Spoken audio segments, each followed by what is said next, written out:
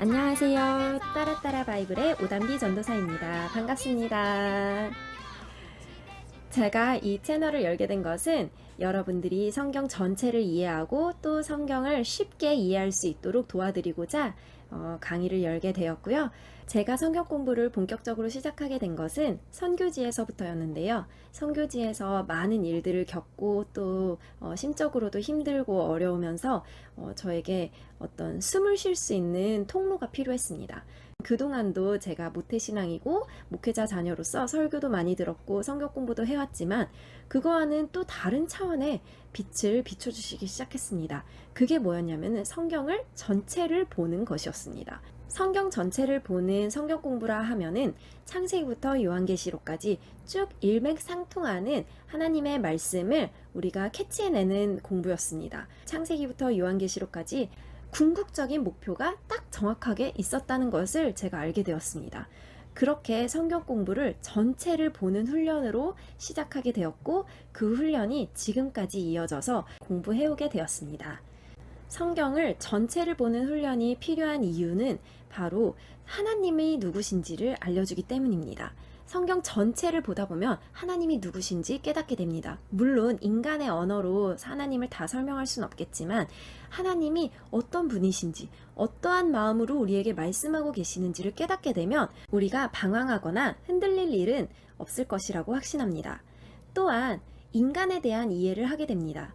인간들의 모습을 계속해서 보여주고 있기 때문에 인간의 모습은 이런 것이구나, 이렇기 때문에 하나님이 이렇게 일하시는구나 라는 것들을 알 수 있게 되는 것이 성경 전체를 보는 훈련을 통해서 나오는 것들입니다. 그러면 저와 함께 성경 전체를 보는 훈련을 하실 텐데요. 오늘은 성경은 어떤 책인가에 대해서 함께 나눠보도록 하겠습니다. 성경은 어떤 책일까요? 성경 전체가 몇 권으로 이루어져 있죠? 네, 66권으로 되어 있습니다. 그 와중에서도 두 개의 큰 틀로 나누어져 있는데 하나는 구약, 하나는 신약입니다. 구약은 66권 중에 37권이고 신약은 66권 중에 27권입니다. 그렇다면 구약은 무엇을 의미하고 신약은 무엇을 의미할까요? 이름 자체의 뜻풀이를 먼저 해보겠습니다. 구약은 여러분들이 잘 알다시피 옛 언약입니다. 신약은 새 언약입니다. 그렇다면 여기에 공통적으로 들어가는 단어가 뭐죠? 네, 언약입니다. 그래서 우리는 성경을 언약의 책이라고도 부릅니다. 성경은 하나님의 언약의 책입니다. 그렇다면 무엇을 언약하시는 걸까요? 먼저 한 책의 결론을 알려면 우리가 제일 마지막 부분에 결론이 들어 있습니다. 그쵸? 그래서 결론 부분을 보게 되면은 요한계시록 21장, 22장에 하나님의 언약의 궁극적인 결론이 나오고 있습니다. 그게 어떠한 모습으로 나타나느냐?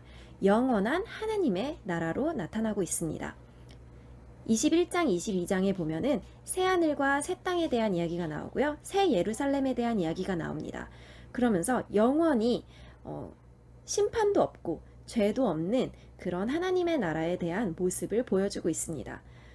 궁극적으로 하나님께서 우리에게 성경을 통해서 보여주시고자 한 것은 바로 영원한 하나님의 나라라는 것입니다. 그 영원한 하나님의 나라를 약속했다라는 것입니다. 그렇다면 이것을 다른 말로 우리가 표현하자면 하나님께서 우리에게 구원을 언약하셨다라고도 표현할 수 있습니다. 영원한 하나님의 나라를 언약하셨다라고 했는데 그것이 구원이라고 합니다. 왜 그것이 구원일까요? 영원한 하나님의 나라의 백성으로 우리를 삼으시겠다라는 하나님의 신실한 언약이십니다.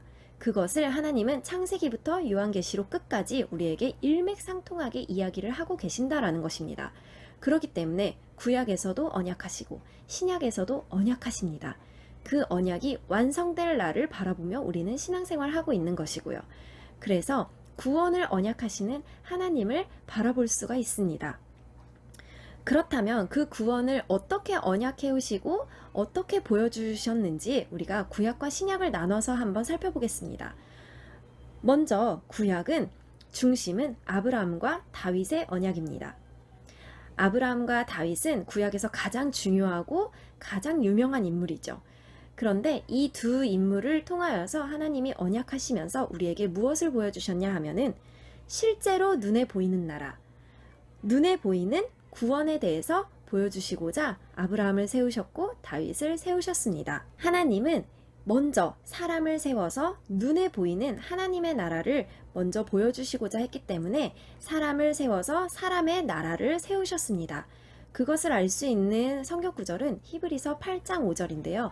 8장 5절에 보면은 이 세상의 것은 하늘에 있는 것의 모형과 그림자다 라고 이야기를 하고 있습니다. 이와 같이 하나님은 눈에 보이는 사람을 세워서 눈에 보이는 나라를 세우시고 하늘나라의 모형과 그림자를 보여주셨습니다. 아브라함 언약은 창세기 12장 1절에서 3절 말씀에 나타나고 있고 다윗 언약은 사무엘하 7장 8절에서 16절까지의 말씀에 나타나고 있습니다.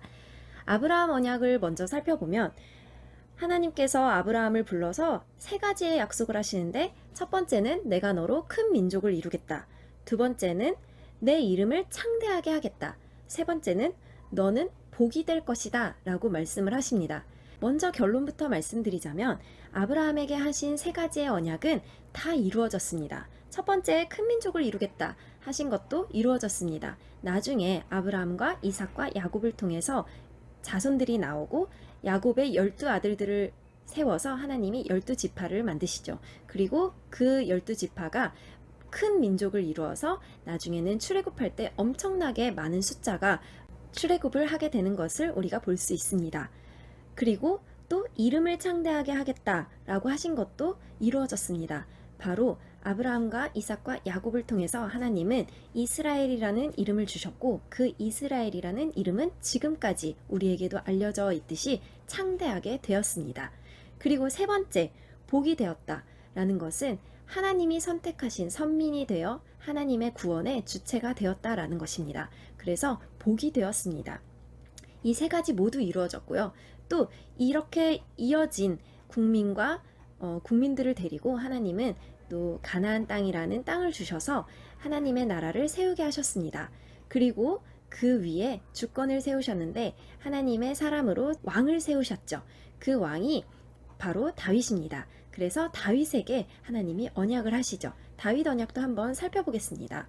다윗 언약은 사무엘하 7장 8절에서 16절까지의 말씀인데요. 다 읽기 어려우니 마지막 절 16절만 한번 보겠습니다. 16절에 보면 내 집과 내 나라가 내 앞에서 영원히 보존되고 내 왕위가 영원히 견고하리라 하셨다. 하나님께서 다윗의 왕조가 영원할 것이라고 언약을 하신 것입니다. 자, 이렇게 구약은 하나님이 눈에 보이는 하나님 나라에 대해서 언약하시고 이루어 가셨습니다. 이것이 바로 모형과 그림자죠. 그렇다면 하나님이 약속하신 이 다윗 왕조가 영원히 견고하리라 하셨는데 영원히 지속되고 있었나요? 아닙니다. 이미 우리가 역사를 통해서 알고 있다시피 다윗 왕조는 이미 멸망하고 없습니다. 그렇다면 하나님의 언약이 잘못된 것이었을까요? 아니면 하나님은 그냥 추상적인 약속을 하신 것일까요? 우리가 그것에 대한 답을 찾아야 합니다. 구약은 모형과 그림자라고 했기 때문에 모형과 그림자는 언젠가 없어져야 합니다. 그러나 실제는 분명 존재합니다. 그러기 때문에 우리에게 구약으로 끝이 나지 않고 바로 신약이 나타나게 된 것입니다. 하나님이 약속하신 눈에 보이는 구원, 눈에 보이는 나라는 이제 모형과 그림자이니 이제 사라져야 하고 하나님이 약속하신 진짜 구원, 진짜 영원한 하나님의 나라를 보여주시기 위해서 이 땅에 육신을 입고 하나님이신 예수 그리스도께서 이 땅에 오시게 됩니다. 그것이 바로 신약의 이야기입니다. 그래서 신약은 눈에 보이는 나라, 눈에 보이는 사람을 가지고 이야기하지 아니하고 눈에 보이지 않는 영적인 하나님의 나라, 그리고 눈에 보이지 않는 영적인 하나님의 구원에 대해서 설명하고 있습니다. 그렇게 눈에 보이지 않는 영적인 구원을 우리에게 보여주시고 약속하시기 위해서 예수 그리스도께서 이 땅에 오신 것이고, 그리고 그분께서 우리에게 말씀하시고 또 십자가를 지시고 죽으시고 부활하셔서 우리에게 보여주신 것입니다. 이렇게 너희들이 구원받는 것이다 라는 것을 말입니다. 그렇기 때문에 구약에서 말하고자 했던 하나님 나라, 구약에서 보여주셨던 구원은 모두 다 예수 그리스도를 지칭하고 예수 그리스도를 보여주기 위한 것이었다라고 이해할 수 있습니다. 그래서 신약은 대부분 구약을 전제한 예수 그리스도의 구원 이야기라고 볼 수 있고요. 그리고 완성될 하나님 나라와 그의 백성들에 관한 이야기라고 할 수 있습니다. 그렇기 때문에 구약을 이해하지 않고서는 신약을 제대로 이해하기는 너무나도 어렵습니다. 그래서 신약부터 무작정 읽으시면 안 됩니다. 구약을 알고 신약을 읽으셔야 올바로 된 신약의 내용들을 이해할 수 있습니다. 이제 마무리를 지어보려고 하는데요. 구약은 아브라함과 다윗 언약을 중심으로 하여서 눈에 보이는 하나님의 나라 그리고 눈에 보이는 구원을 보여주셨습니다. 그리고 이것은 얼마 지나지 않아 끝이 났습니다. 우리가 생각하기에는 실패한 것처럼 보이는 결말을 맞이하였습니다. 하지만 예수 그리스도께서 이 땅에 오심으로 인하여서 구약은 끝나지 않았고 다시 새로운 언약을 통하여서 하나님의 역사를 이어가셨습니다. 그래서 신약은 새로운 언약인 예수 그리스도가 주인공이 되어 이끌어 가셨고 그 예수 그리스도가 눈에 보이지 않는 영적인 나라 그리고 영적인 구원에 대해서 우리에게 가르치시고 보여주셨습니다. 결론적으로 성경은 영원한 하나님의 나라를 보여주고 있습니다. 그리고 그 하나님의 나라가 우리에게 다가온 것은 우리를 구원하셔서 영원한 하나님 나라의 백성을 삼으시겠다는 구원의 언약의 책입니다. 다른 말로 이야기하면 구속사라고 합니다. 성경은 이렇게 구속사적인 관점에서 읽어져야 합니다. 저의 강의는 이렇게 구속사적인 관점을 통해서 바라본 성경에 대한 이야기를 할 것이고 앞으로 하나님의 구원 이야기가 전체적으로 어떻게 흘러가고 있는지 설명드리려고 합니다. 그러면 하나님의 마음을 알아가고 하나님의 뜻을 경험할 그 시간들을 기대하며 기도하며 오늘의 강의를 마무리하겠습니다. 사랑의 하나님, 성경은 하나님의 구원의 언약의 책임을 오늘 공부하였습니다. 하나님께서 우리를 끝까지 구원하시고 영원한 하나님 나라의 백성으로 삼으시겠다는 그 사랑의 메시지를 우리가 앞으로 잘 배워가기를 소망하오니 하나님께서 함께하여 주시고 지혜 주시고 은혜 내려주세요. 감사합니다. 예수님의 이름으로 기도합니다. 아멘. 우리 다음에 또 만나요. 안녕.